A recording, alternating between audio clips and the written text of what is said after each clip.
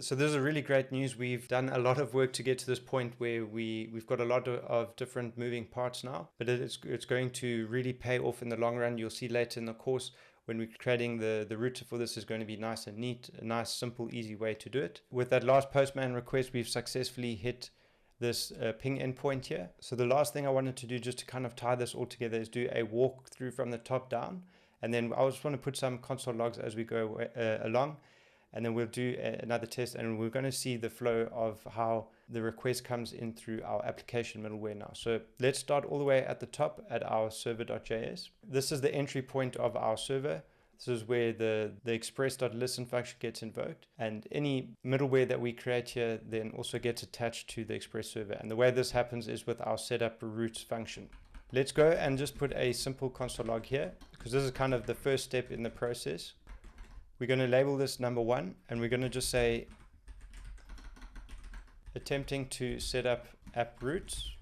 And if I hit save here, we do see that that console log appears here already. And then so let's go ahead and we'll step into the setup routes function. So once we're in this folder, the setup routes function is going to be dedicated to creating a main high-level router. And so we'll put a console log here, and we'll just say initializing the main app router. You'll see if we hit save there, we start seeing the sequence of how this works. And then so what's happening once the main router is initialized, how this works is it calls this routes function, and when this gets invoked, we can just go into this index.js file of the routes, and this is the function that does the work.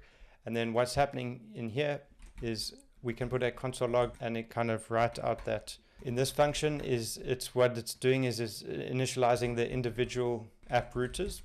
And so what's going to happen in this file is for every sub router that we create in our application, it'll be invoked with a function. So down the line, when we have a user route, we'll have the same thing here, where we'll just create invoke functions to set up each and every set of routes. So for now, we can just click save, or we can hit save here, and you'll see that we get our third console log in the sequence there. So we're flowing through the server to the setup routes into the index.js here, and then lastly, like the bottom layer of this whole sequence is in our default routes.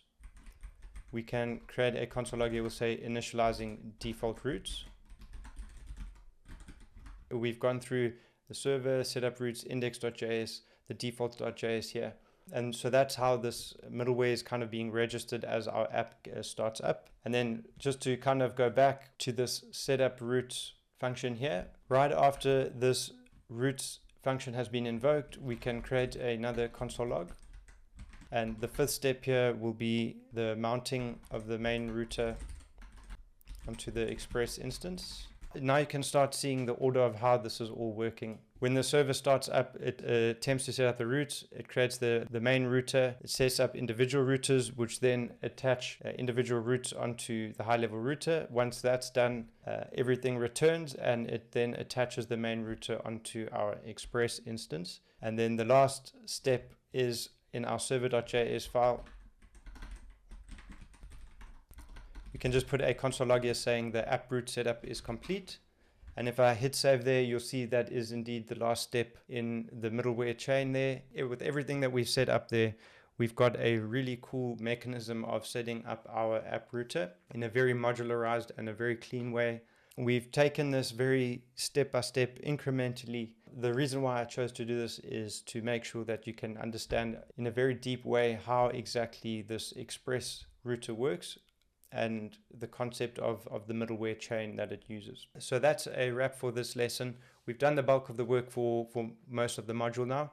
There's just a few tweaks we want to make. I think in the next lesson, we're going to work in that default router and implement some more of our default routes. And after that, we'll take a look at some configuration and environment variables that we want to use with our router. For now, let's take a short break. I'll see you in the next lesson. Cheers for now.